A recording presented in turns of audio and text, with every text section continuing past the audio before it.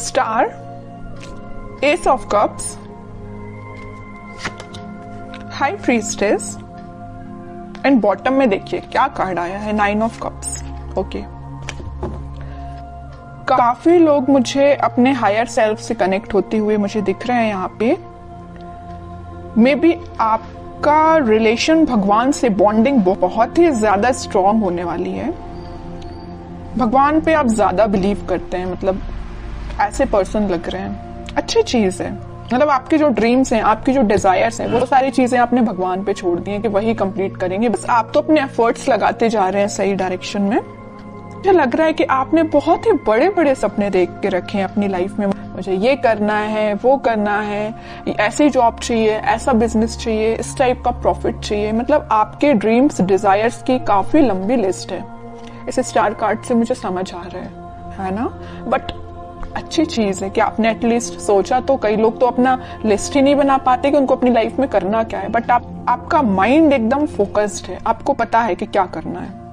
और आप अपनी लाइफ में कोई तो भी न्यू बिगनिंग का वेट कर रहे हैं। अपनी प्रोफेशनल लाइफ में, बिजनेस में आप इस वीक में कुछ प्रॉफिट देख सकते हैं या कुछ नए सिरे से स्टार्ट कर सकते हैं। ये भी आपको कुछ ऐसे आइडियाज आए हैं आपके माइंड में जो आपको ग्रोथ और प्रॉस्पेरिटी के साइड लेके जा रहे हैं। ठीक है, और मैं आपको स्टार्टिंग ऑफ द रीडिंग में बता ही चुकी हूँ कि आप जो भी काम करेंगे सबसे पहले भगवान को डेडिकेट करेंगे। फिर चाहे आप बिजनेस से रिलेटेड कोई डील करते हैं या अपने एजुकेशन से रिलेटेड आप पढ़ाई स्टार्ट करते हैं या कोई एग्जाम भी दे रहे हैं, तो सबसे पहले आप भगवान को डेडिकेट करेंगे। ये अच्छी चीज है। अब मैं आपकी पर्सनल लाइफ से रिलेटेड बताऊं तो इस वीक में आप काफी, मुझे पहले तो लग रहा है आपका नेचर ऐसा मुझे नजर आ रहा है कि बहुत ही इमोशनल काइंड के पर्सन, कि बहुत ही सीरियस ले लेना किसी भी चीज को। अगर आपके पार्टनर ने आपसे कोई छोटी सी भी बात बोल दी तो एकदम ही उसको ज्यादा सीरियस ले लेना, है ना। बट अब आपने अपना नेचर चेंज किया है। आप न्यू बिगनिंग तो चाहते हो, आप खुशियां तो चाहते हो, लेकिन आपका इंट्यूशन स्ट्रांग हुआ है। आपको पता है कि सारी चीजें सब्र से ही मिलती, पेशेंस रखा जाए लाइफ में तभी सारी चीजें आपको मिलती हैं। आपकी लव लाइफ में इस वीक में कोई तो भी न्यू बिगनिंग हो सकती है या आपके पार्टनर से आप रिकनेक्ट हो सकते हैं।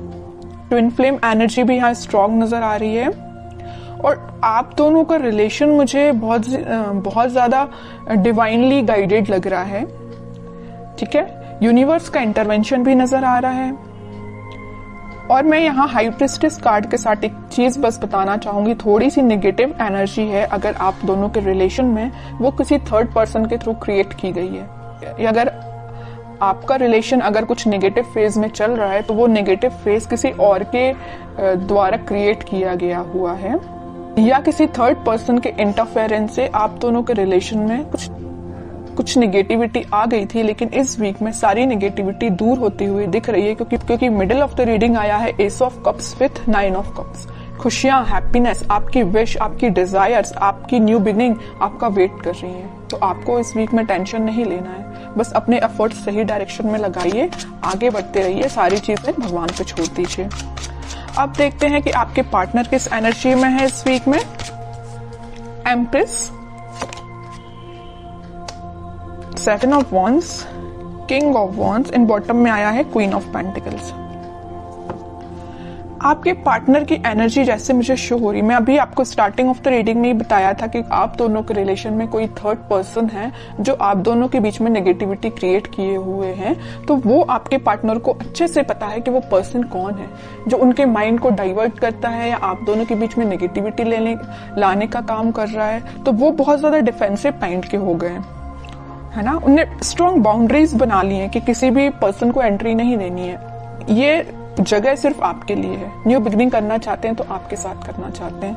यहाँ पे देखिए एक एम्प्रेस आया और एक क्वीन का कार्ड आया, फेमिनाइन एनर्जी स्ट्रॉन्ग आई है। तो आपको वो बहुत ही ज्यादा मल्टी टैलेंटेड काइंड का पर्सन समझते हैं और आप हो भी। ठीक है, मैं पहले ही बता चुकी हूँ कि आपका फोकस सिर्फ या मनी पे या लव लाइफ पे, मतलब दोनों पे ही फोकस है। बैलेंस्ड वे में अपनी लाइफ में आगे बढ़ रहे हो।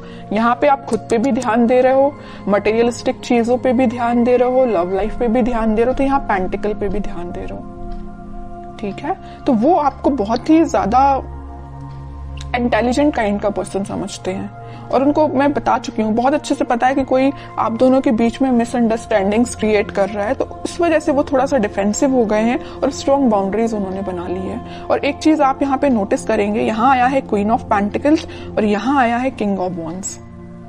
ठीक है, आपके पार्टनर अभी तक प्लेफुल एनर्जी में थे, इन एंड आउट सिचुएशन में रहते थे, कभी आपको ज्यादा सीरियस लिया नहीं, या उन्होंने जो भी बात आपसे की, तो आप दोनों के बीच में जो भी कन्वर्सेशन हुआ तो मे बी उन्होंने उसको कभी सीरियसली नहीं लिया। बट इस वीक में वो सीरियस हो सकते हैं, क्योंकि यहाँ देखिए क्वीन के हाथ में जो पेंटिकल है उसका फोकस सिर्फ पेंटिकल पे है, यहाँ वहां नहीं है। यहाँ किंग के हाथ में जो वॉन्ड्स है उसका फोकस तो वॉन्ड पे भी है, लेकिन बाकी सारी चीजों पे भी है। प्लेफुल एनर्जी है एकदम, है ना, फोकस्ड नहीं है ज्यादा। बट इस वीक में वो फोकस्ड होके आपके साथ कोई न्यू बिगनिंग करने का सोच सकते हैं, आपसे कुछ कन्वर्सेशन कर सकते हैं, और वो डिफेंसिव तो है ही अपनी लाइफ में।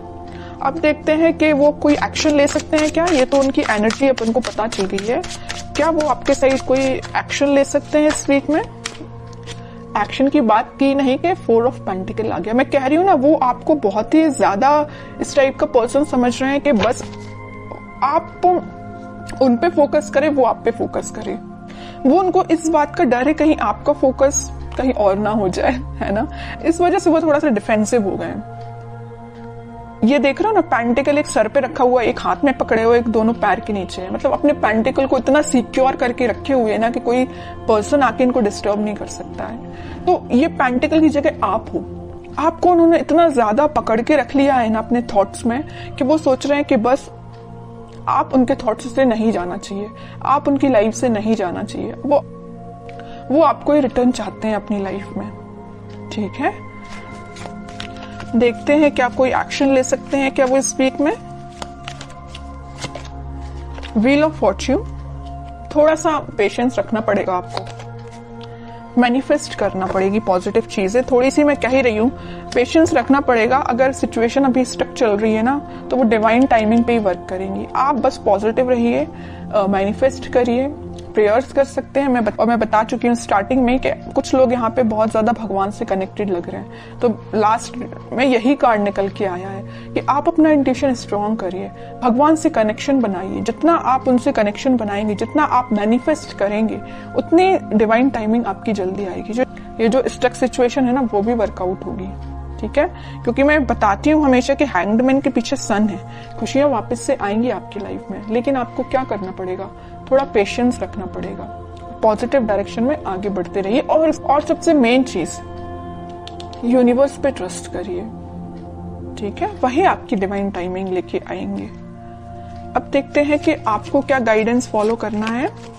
आपके लिए सिंपल सा गाइडेंस यही आया है, जैसे कि आपके पार्टनर यहाँ डिफेंसिव बन गए हैं ना, नेगेटिव लोगों को एंट्री देना उन्होंने बंद कर दिया है, उनकी लाइफ में अगर कोई एंट्री लेगा तो सिर्फ आप ही हो।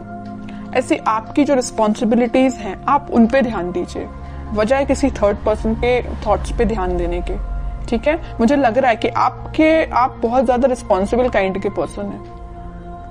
फैमिलीज की रिस्पॉन्सिबिलिटीज आपने लेके रखी है मे बी, है ना, तो आप अपनी रिस्पॉन्सिबिलिटीज सही तरीके से करिए। बाकी सारी चीजें मैं बता ही चुकी हूँ, यूनिवर्स पे छोड़ दीजिए, वही आपके साथ सब कुछ अच्छा करने वाले हैं इस वीक में। और अगर आपके माइंड में थोड़ी निगेटिविटी आती भी है तो मैं बोलूंगी उस निगेटिविटी को हटाइए।